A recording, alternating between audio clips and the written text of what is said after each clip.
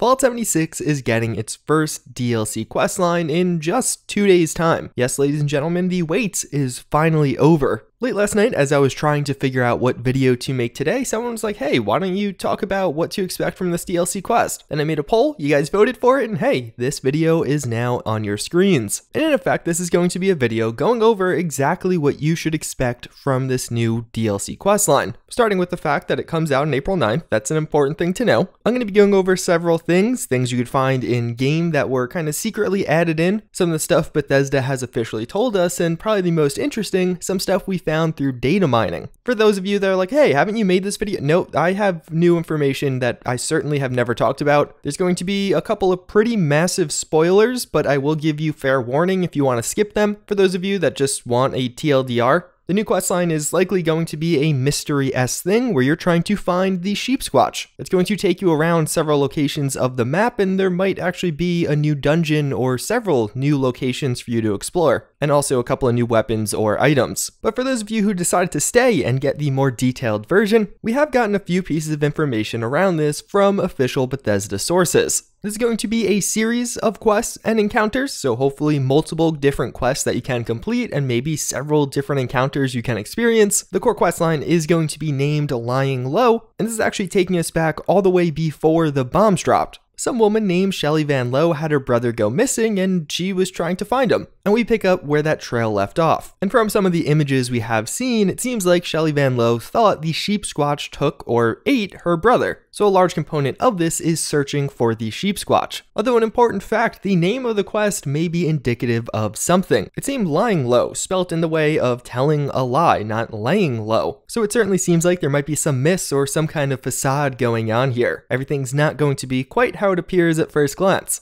As for the Sheepsquatch itself, that seems like it's going to be a major component of this questline. We got a really small sneak peek at this during one of the trailers. It seems like it is going to be a totally new NPC. The Sheepsquatch is going to be a new cryptid in this game, quite similar to the Flatwoods Monster or Mothman. And like those other two, there's a lot of real-life lore and mystery around this. Some people in West Virginia really think they've seen the Sheepsquatch. There are 3 or so main reported sightings of this thing starting all the way back in 1994, with the most recent being from 2015. Through these 3 accounts, you get a pretty good idea of what this creature will look like and also what it'll look like in-game. It's described as a large, hulking creature, roughly 6 to 9 feet in height or the size of a bear, but also having a thick coat of white fur on it as well as horns coming out of its head. This is where it gets the Sheepsquatch name. It looks like you cross a sheep with a Sasquatch. And in 2 of these accounts, the Sheepsquatch is very aggressive towards humans, trying to attack them or successfully attacking them. For that reason, it seems like it almost certainly will be an aggressive enemy in Fallout 76, unlike the Mothman that just kind of passively watches you. So as far as this goes in game, it certainly looks like, based off this, the Sheepsquatch may have some of its fur removed or be more skeletal. But even further, spoiler warning, if you want to see what the Sheepsquatch looks like, I have a screenshot of him in game.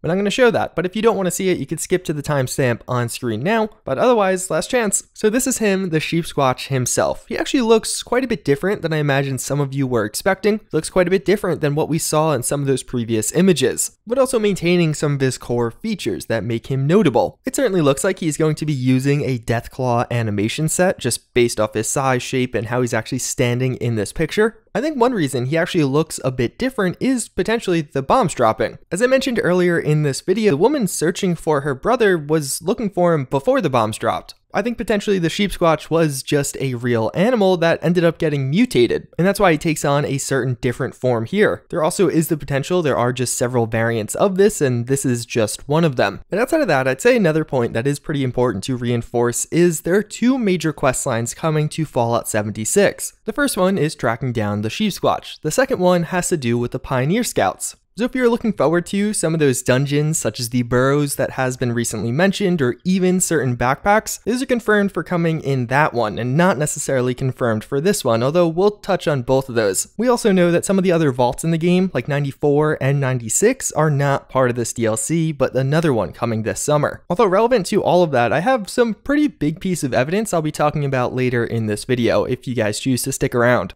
A good chunk of what we can conclude around Shear Terror forms from this map. This was seemingly set up by Shelly Van Lowe as she was actually searching for her brother, but from this teaser image, you could see a lot of really notable spots pointed out. I've touched on this somewhat, but some of the standouts are the crashed space station. There's an ominously placed door towards the north of that maybe we get to interact with following this quest going live. The West Tech Research Facility, which is where they actually created super mutants, so maybe there was some kind of experimentation going on with a creature and that's how they produce Sheepsquatch. There's one point around this random moonshiner shack that you can just find in the middle of nowhere. You also can find a point at Mount Blair, which is that giant excavator you're probably used to seeing, typically surrounded by a bunch of mole miners. But then there's 2 points of particular interest. One is basically on this vault. You might have seen it referred to as the Purple Vault, or now labeled as Vault 51. A few weeks ago, this was surprisingly added into the game. Bethesda hasn't talked about it or referenced it. I speculated it might have been accidentally added in as it had no vault number originally, but since then we actually have seen it is labeled as Vault 51, and there is definitely a marker here on the map. This is of particular interest because I'm not entirely sure we'll actually be able to enter into this vault. Even though a lot of the other vaults in the files of the game do have interior locations, this one doesn't. There's actually pretty much nothing about this vault in the files of the game. There's a secondary vault that was also added in with this past update that does have an interior, although it isn't currently placed on the map of Fallout 76. I've also made a full video exploring the interiors of Vault 94, 96, and 63. So in other words, all of those vaults that are planned future content have more information than this one that will seemingly be relevant in just a few days. For that reason, I wouldn't be shocked if we're not actually able to go inside this one, at least just yet. Perhaps it'll be related to a future quest or a future DLC that is still coming down the road. Another point that is of particular interest is this point. Many people have been speculating around this map and actually overlaid it to the standard Fallout 76 map. And as you can see, this point's kind of in a weird middle ground. It almost looks like it's pointing towards Gully Mine, which is kind of just a typical mine. There's not a ton of depth or lore behind that place, so this could totally flesh it out. It has a lot of potential because it is an overtly interesting location. There just isn't a lot going on there. Although one of the reasons I hold out that it could be pointing towards Coast Varma is because we have confirmation that Coast Varma is going to be a high-level dungeon coming to Fallout 76. This is definitely happening. I'm just not sure it's going to be happening starting this Tuesday. There's a recipe recently added to the game known as New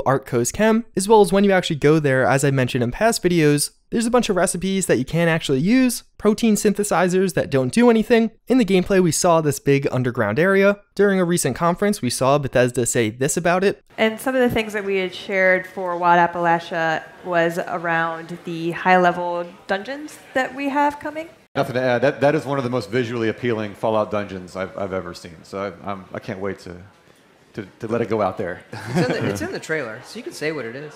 Okay. Yeah, it is. It is the Arctos lab?